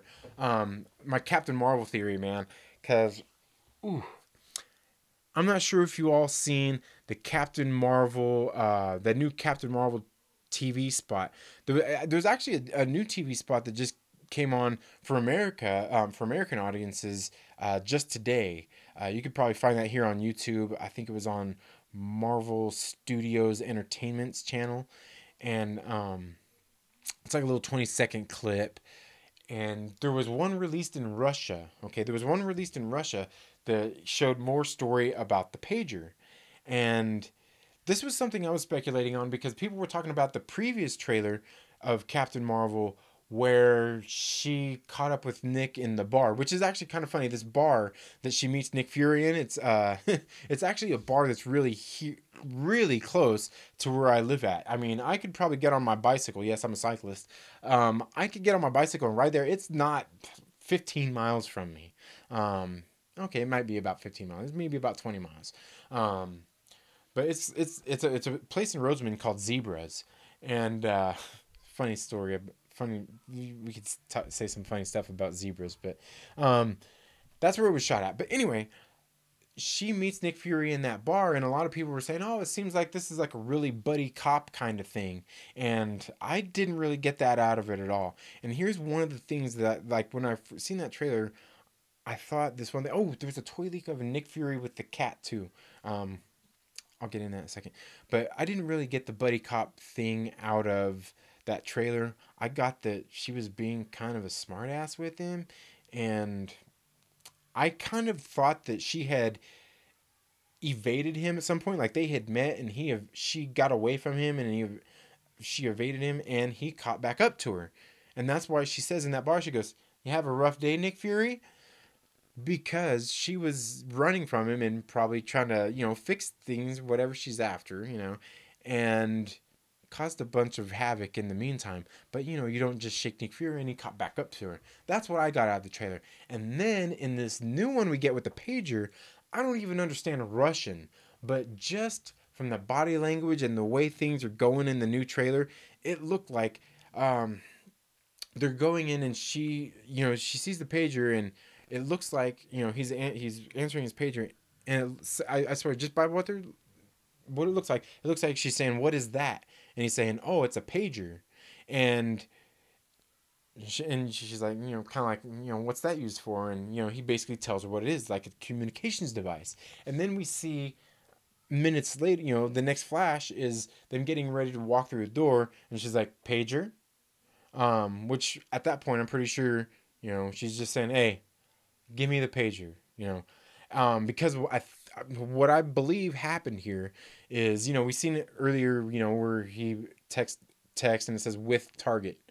The thing is I think his pager he was using to communicate with Coulson, probably with Coulson, who is his partner, or he could have been communicating with somebody else. But I believe that he was using it to communicate with him, and he was using it the first time that he met her when she escaped, okay? And he caught back up to her, and they're talking. As we could see in the trailer, they're back at this secret shield base that he takes her to. And, like I said, they're walking through these doors, and she's like, "Pager," because I believe what happened was they caught her, they were interrogating her, whatever, had her in custody. She escaped. They caught back up to her, and this time, when she was onto it this time, she's like, "What do you? That's a communications device, right?" And I think they were getting ready to do whatever, and she was like, "Whoa, whoa, whoa, buddy, give me that pager. You're not gonna fool me again. Give me the pager. I'll give it back to you when we're done here. I've got a mission that I'm on, and I don't have time for you to be calling your partner or Shield in here to intervene in what I need to get done. They're just gonna get in my way, and you're not gonna take me captive." I think that's what's going on there with the pager. Okay, it's there's I don't know. I haven't really seen a whole lot of other videos saying that. I mean, I've seen some of the other videos, but I think that's what's going on with the pager. Is she's been fooled once, she's not going to be fooled again. And the thing, there was a toy leak also. There was another toy leak. It wasn't this, honestly, this wasn't even a toy leak. This was one on Cosmic Wonder.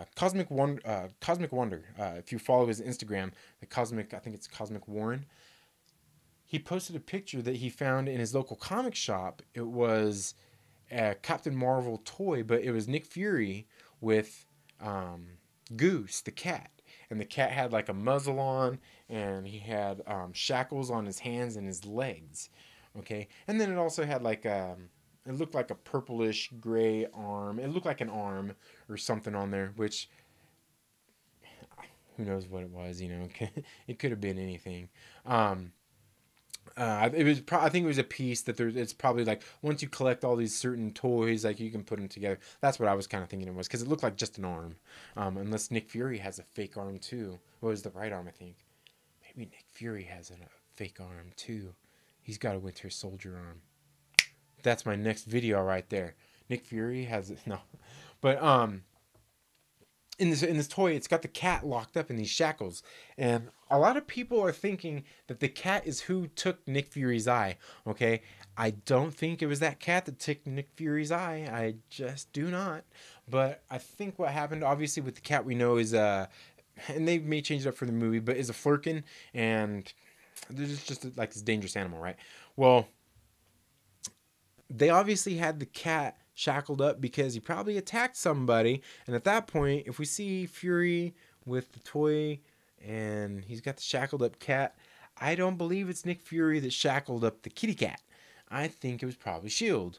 Or maybe even more so, Barry Mendelsohn's character, who was like the head of S.H.I.E.L.D. or whatnot at the time, who was Fury's boss. I think he probably attacked him because he knew that he was a Skrull. And that's why he was in the shackles. And I think Nick Fury actually went to save him. I don't think the cat attacked Nick Fury's eye. And I've actually got a video coming out about who I think took Nick Fury's eye. Who do you think took Nick Fury's eye? Who do you think took his eye? Put that down in the comments below. I want to know what you guys think about who took Nick Fury's eye. Because I've definitely got a theory on this. I've got somewhat proof, man. I've got some proof. It's not 100% proof, but there is definitely evidence in the movies for who I think took Nick Fury's eye, because it's somebody we all know. It's been in the MCU almost as long as Nick Fury has. Okay, just barely. That one extra film is all that Nick Fury has on this character. Okay. And I think that's who it is. That took his eye. I don't think it was this cat. God, what else was there in that Captain Marvel trailer? People talking about the Tesseract. People saying that the Tesseract was there in the crash where Carol Danvers was at. You can see there was like an explosion, but there's like a real quick scene. You can see a blue flash that's inside the spaceship. And yes, it's probably the Tesseract. If it's not, you know what? Actually, I would guess it would have to be, because I would say if it's not, it was them harnessing the power of the Tesseract to power this ship. But that's not the case, because that's what they were working on. That's what Tony Stark's new element was. Man, I almost messed something up there. I'm not going to say what, because that's something else coming up. But that's what Tony Stark's new element was. When he created that, it was something that Howard Stark had been studying. But Howard Stark was studying it from the element that Dr. Zola had made in Captain America, the first Avenger. He was the one who made that element that he was studying, that Tony Stark later recreated. Now, I was thinking, maybe they were powering that ship off of that, and that's what was in it. But S.H.I.E.L.D. didn't have that technology, and they hadn't tapped into that power yet, so it couldn't have just been that power that was in that plane crash. So more than likely, it was the Tesseract. Now, my other theory, in case you watched one of my other videos about that, is I think what happened is she got in a dogfight while she was testing out some aircraft for S.H.I.E.L.D., because supposedly she's with the Air Force, and she was testing out some aircraft for S.H.I.E.L.D. And I think she was probably in some of this aircraft when, if you watch that video, there was a time ripped or a hole ripped in space, which is ultimately time. You rip a hole in space, it's time and space. That's the whole point of like the Einstein-Rosen bridge and everything that they're talking about in the movies. It's basically taking space and folding it like this and creating a hole to pass through. Okay, um, they they, they hadn't got into that yet, so I'm sure it's the Tesseract that's there. But when it shot Red Skull off, I believe there was a hole ripped in space and time right there. And there's a scene in the trailer where we see it looks like there's a couple of airplanes in a dogfight. And I think maybe, and I could be wrong here, that they went through that portal where Red Skull got shot out at into a different time or a different planet or a parallel universe. Okay? Parallel universe. This is another one of my theories, the parallel universe thing, the multiverse. If you've watched any of my other videos, I just don't buy into the time travel theories. Multiple realities, yes, definitely on the multiple realities. But I think that she probably went through this because in the trailer you see when she's in that dogfight, it kind of it's like a zoomed in shot, and you can see around it. There's like the blue smoke around it. And it could have been easily been an explosion, but it looks like the same blue smoke from when Thanos, when he uses the gauntlet to and the Tesseract to travel through space. It looks like the exact same thing. You know, he turns his hand and it gets that like blackish blue cloud of smoke around him. It looks exactly like that. So I'm thinking maybe they went through that. Or maybe the Tesseract, maybe she was in that dogfight and that aircraft was being powered by the Tesseract and it got shot, and maybe it somehow harnessed the Tesseract and opened up a portal, because that is what they were working on in the first Avengers movie, was making a portal, and that's how Loki got here in the first place, was that portal that they used. It wasn't just because of the Tesseract. I mean, he had the Mind Stone and the Scepter and the Tesseract. You know, they both worked together, but Shield was working on that gateway. That's what they were working on in Project Pegasus. The point of Project Pegasus was for them to Project Pegasus was their way of trying to create energy to get the unlimited energy from the Tesseract. That's what their Project Pegasus was.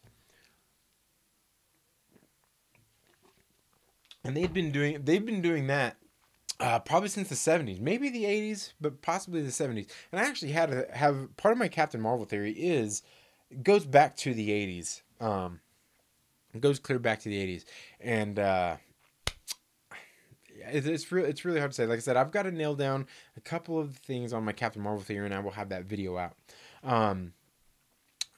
But God, there was something else in the Captain Marvel trailer too that got me also. I actually, because the space thing and the multiple realities, and this only goes into my theory of if she actually went through that hole in space and time, where the scene where she's crashed, where after that crash, and we see her laying on the ground after the explosion, where she's got like the blue blood in her nose and everything, and we see that figure walking up to her, and she's it shows her standing up and she's looking all like confused and scared. One of my theories actually says that maybe she is actually staring at herself, okay? And maybe she faints again. And I'm thinking that maybe she's staring at herself because maybe Carol went through time and maybe she was actually in a dogfight with herself, okay? Maybe she was actually in that dogfight with herself, and, maybe like the dogfight that she was in, maybe she was actually chasing down a Skrull. Carol was chasing. In that case, it would have been Vers, I guess, as she was a Kree warrior, was chasing the Skrull down, and I think maybe Carol Danvers got in a dogfight with her and was chasing herself, and the crash happened, and I think that's why we don't see in the trailer who it is. I think maybe it's Captain Marvel walking upon Carol Danvers. And that's part of the thing with the multiple reality and the multiverse thing, and is I think maybe she's seen that. She fainted, And maybe she actually started to remember that, but maybe she was actually really making a crucial decision right then is, if I change this, I'm changing time. I'm changing the fabric of, I'm changing reality at this point. And which we learn in, obviously with Endgame and things like that getting ready to come out, that you don't just change reality, I mean, you don't just change it without some sort of repercussions.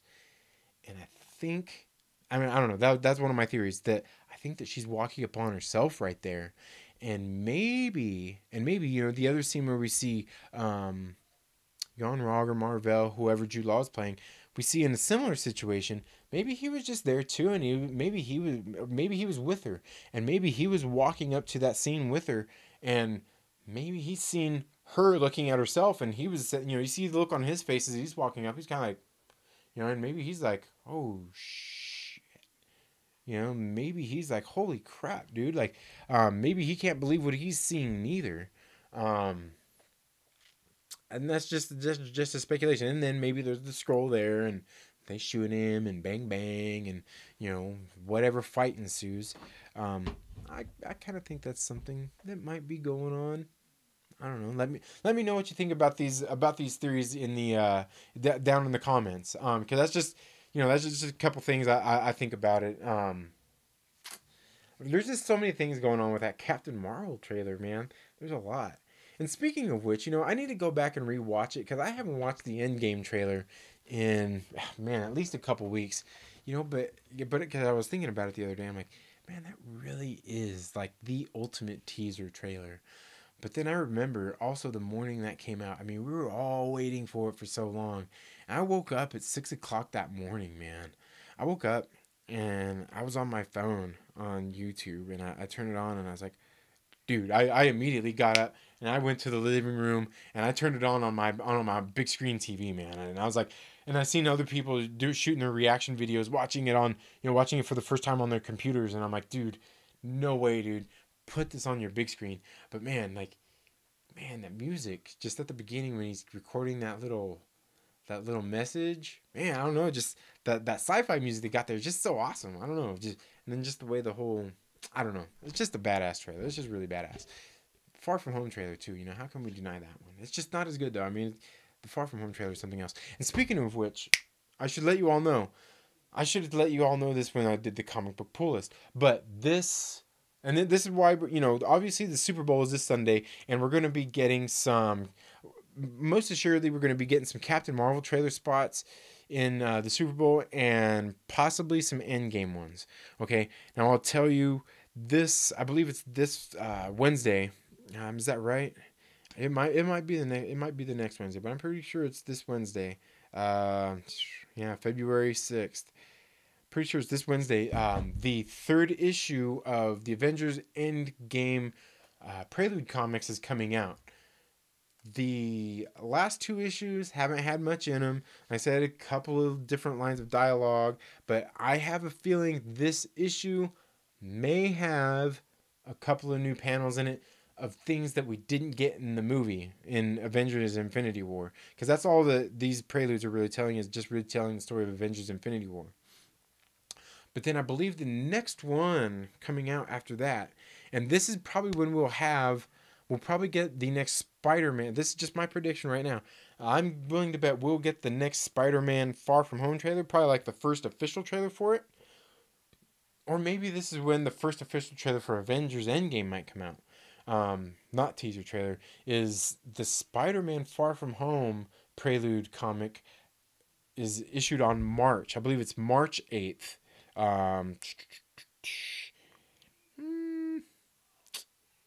March 6th. Maybe it's March 6th. That Spider-Man Far From Home prelude first issue releases. It's going to be a two issues also. But that one releases in early March. So I'm guessing we'll get either a first actual trailer for Far From Home or Avengers Endgame at that point. But I'm guessing the Endgame one's coming. If not at the Super Bowl, it's probably coming Monday or Tuesday next week. Maybe Wednesday. I'm guessing it's coming right around then. God, what else? I almost slipped up and when I was talking about a couple of things here, when I was talking about like the Winter Soldier and I think this Captain Marvel one, about some things, because some of it's going to be some of the trivia that I'm going to do for some of the giveaways I'm going to be doing, and I almost slipped up there and messed it up. But yeah, please, anybody watching right now, let me know down in the comments any other thing you would like me to cover on this channel. Like I said, I want to cover comics, movies, and music. Now, I've got a friend that I've reached out to. I want to see if I can get him to make me some music reviews, because honestly, I love music, but a lot of the stuff I would tell you about is like older stuff, and he's really current on things. He's really got his ear to the ground. He is a musician himself. He's been in several bands. He's toured throughout the United States. He knows his stuff, and I want him to get on to come in and do some music reviews and maybe some actual album reviews. Because me, if anything, I would probably review some albums and some actual musical artists. And I think I've got a couple lined up I want to do, a couple of music artists I want to talk about, in some videos coming up. So, because I want to get on those things. I don't want to do just Marvel and just movie. I want to do music too. So let me know anything else you'd like me to talk about. If you know any bands or anything that you'd like me to talk about, let me know down in the comments. I will happily try to give them a listen and do a review on them, give my reaction on them. But I will be doing more movies than just this. As you've seen, I did the Glass review, I did the Dragon Ball Z review, I just did the Lego movie review. I want to do more of these things. I don't want to get into the same algorithm as some of these channels where they're just doing Marvel, and then when they do something about Star Wars, their video doesn't get pushed and it doesn't show up and get pushed to a lot of people, because they've basically got themselves into one thing, and that's what YouTube's going to push them for. I don't want to get into that algorithm. I want to be into more than that, because I am into more than that, and I'm not exactly doing just that. I'm not exactly covering just Marvel. I want to do more. But like I said, time being the enemy, really. Um, so yeah, like I said, I've got some upcoming videos. Gonna be doing some giveaways really soon. We're almost at 100 subscribers, so make sure you share this with a friend. Invite them to come hang out with us here on 2nd Street every Friday night. We're going to be doing this live stream. If I'm not here at my house to do this live stream, I'll do it wherever I'm at. I've got a phone right here. That's the miracle of technology these days. Is I could shoot this. I could probably actually get a better streaming quality if I was doing this show through my phone right now. Maybe not audio though, because right now I'm using my microphone, as you can see. So if I'm not here, I will at least put up a video on Fridays for the Trailer Park Live. That's what I'm here for. This something I kind of wanted to do so I could interact with any of my viewers that are out there watching.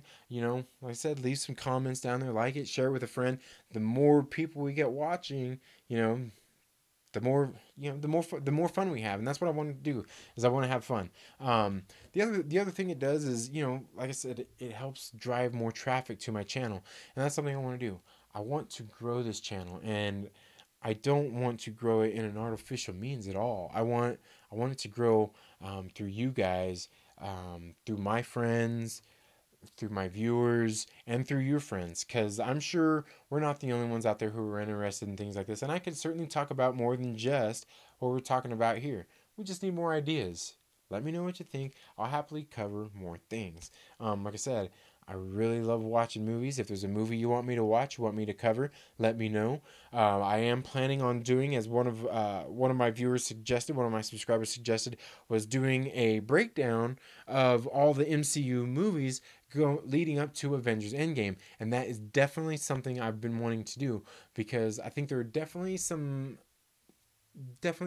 leftover, some, oh man, I can't even think of what they call them now, but there are definitely some threads that haven't been tied up in the MCU that definitely need to be. Maybe they're not going to be quite yet. There are definitely some of these narrative threads that are some of these loose ends out there. And so I want to cover some of those, because some of them are pretty profound. And it's not just in the movies, though. Some of these are actually take place in the comics, because some of the Prelude issues, I mean, the Prelude issues are canon, but some of them reveal a lot of stuff about the comics or about the movies. Um, let's see. What about our movie and TV show debates? I still want to do that. We can certainly do that. We just need to set a time to do it. We can do that as something we can, you're here local, so you can come over and we can film that here at the house. So then we can get it all edited down.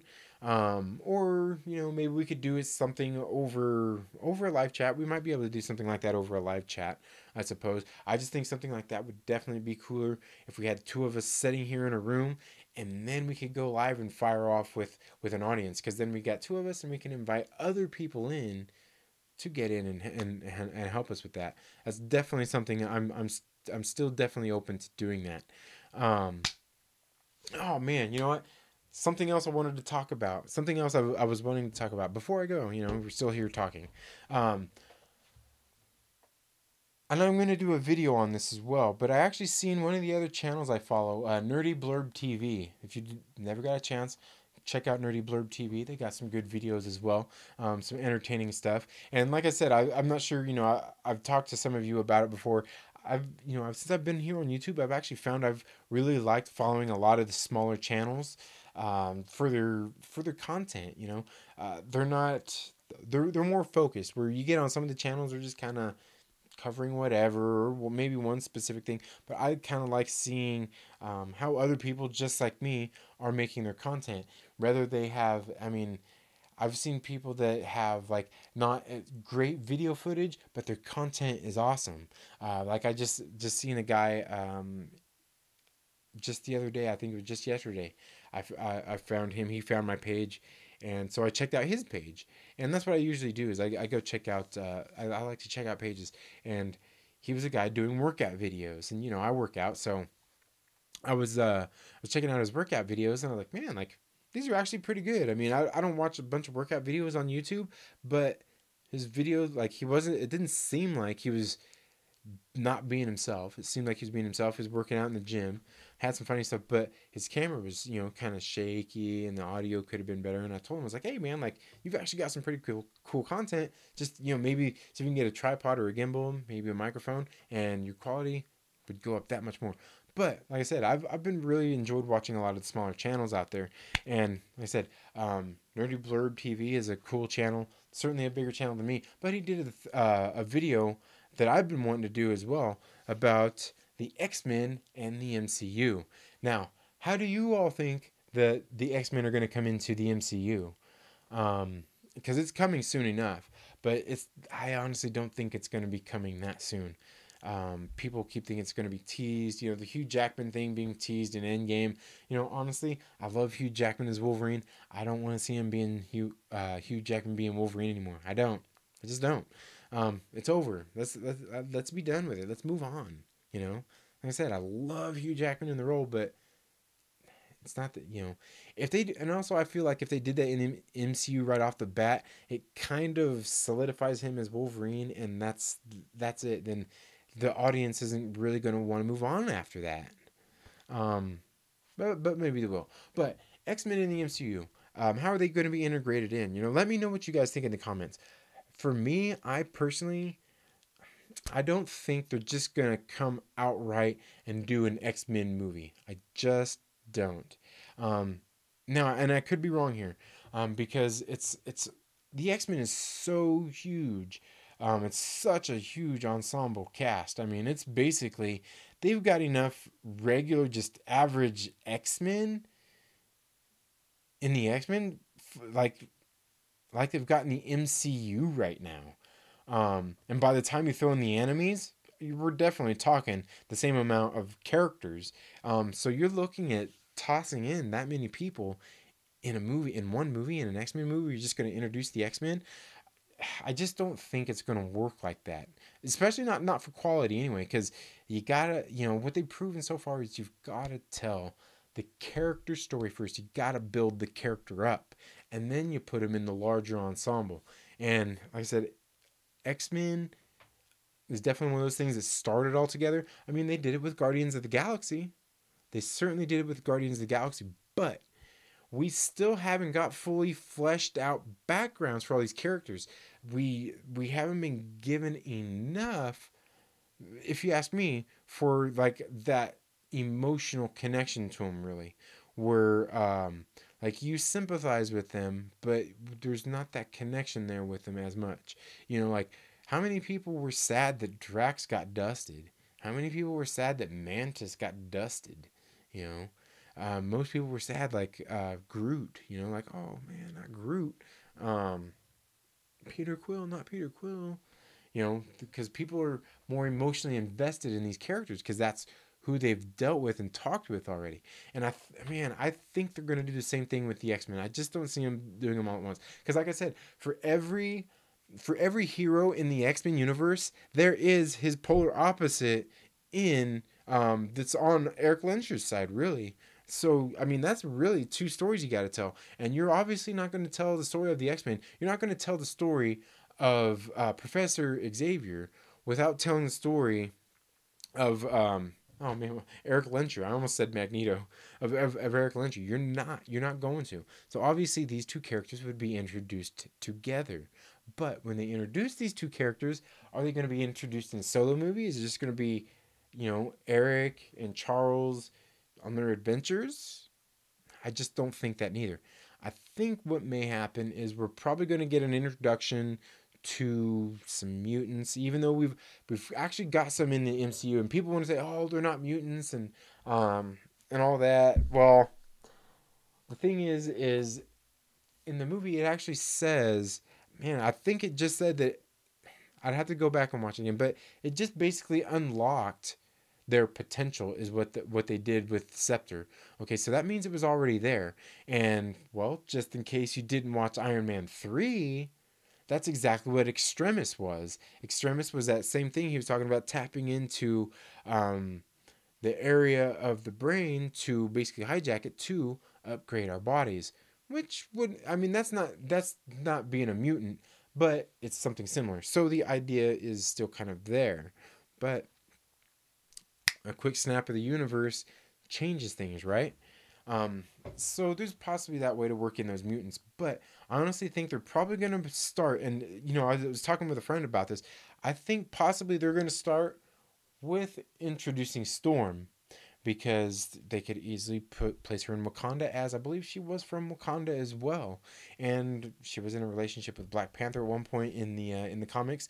So that's obviously a gateway to introducing them. I honestly think there's probably going to be Namor. I mean, he would be awesome, but I think there's going to be Namor in Endgame, teased at least. But I think they're going to start with somebody like a Storm, maybe.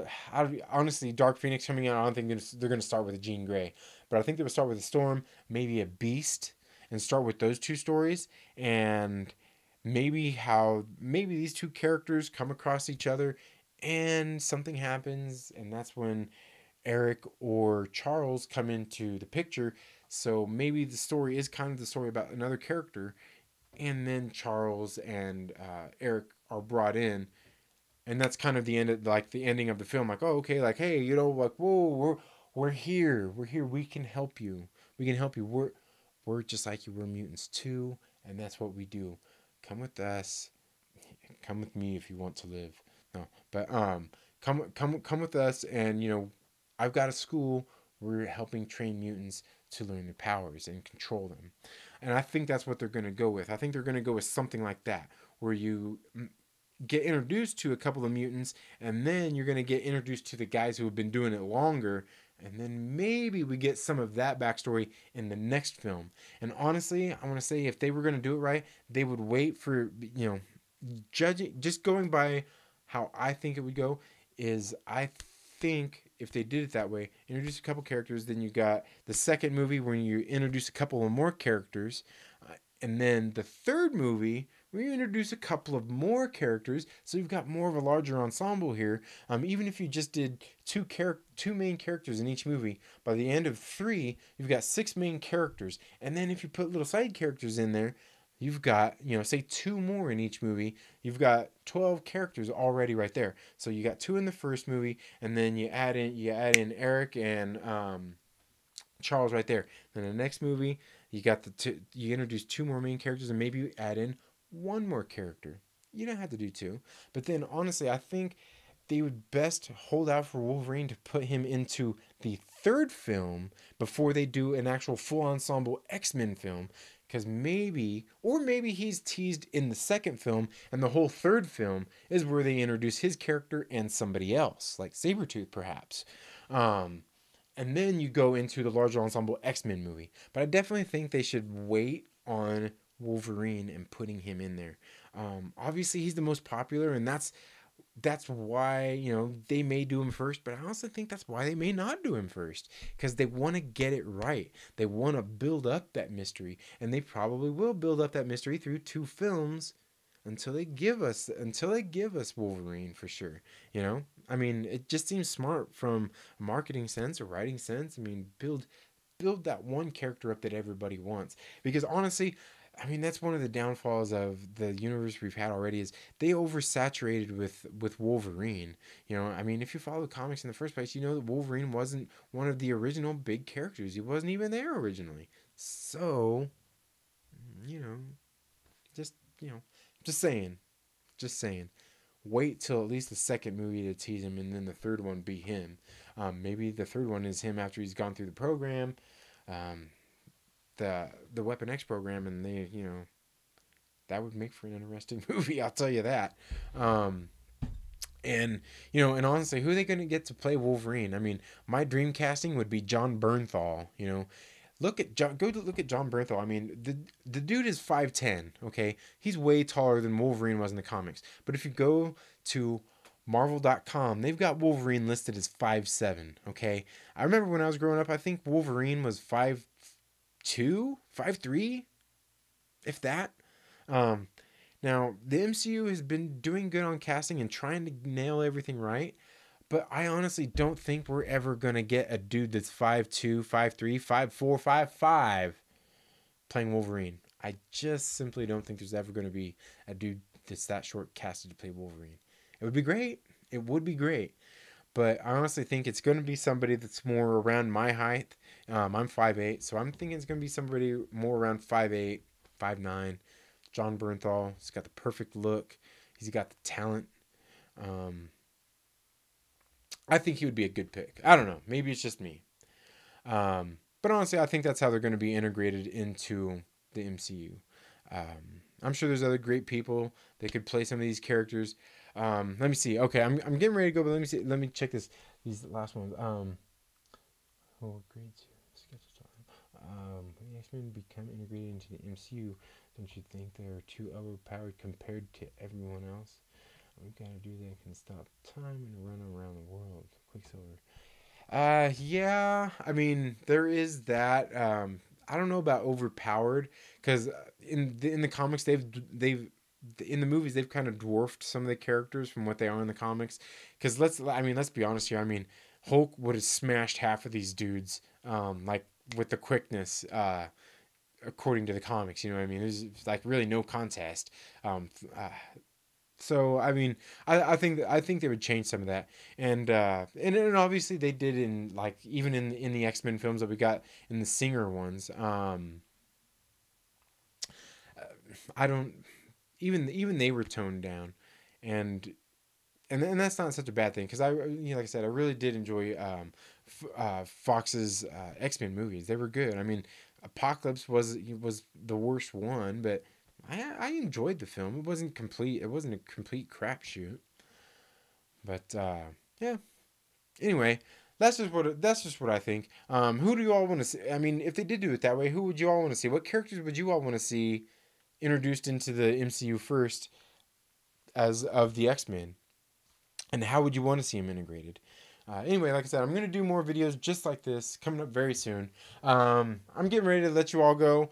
Thank you all for tuning in once again, to the Trailer Park Live. We are doing this show every single Friday night. Like I said, if I'm on the road, I'll do it on the road if I have to. But, like I said, invite your friends. Tell them to come visit us here on 2nd Street, on Trailer Park Live especially. We've got plenty of fun things going on. We're going to be doing some giveaways. Hopefully doing some more videos, interacting with others. Like I said, I may reach out to a couple of other people to do some collaboration videos, and maybe even get with some of my other local friends here to help bring some different kind of content to you folks, to my viewers and subscribers. Something I definitely want to do to help grow this channel. Like I said, share it with your friends and invite them to come hang out with us here on 2nd Street. You all have a good evening. Thanks for tuning in. Have a good day.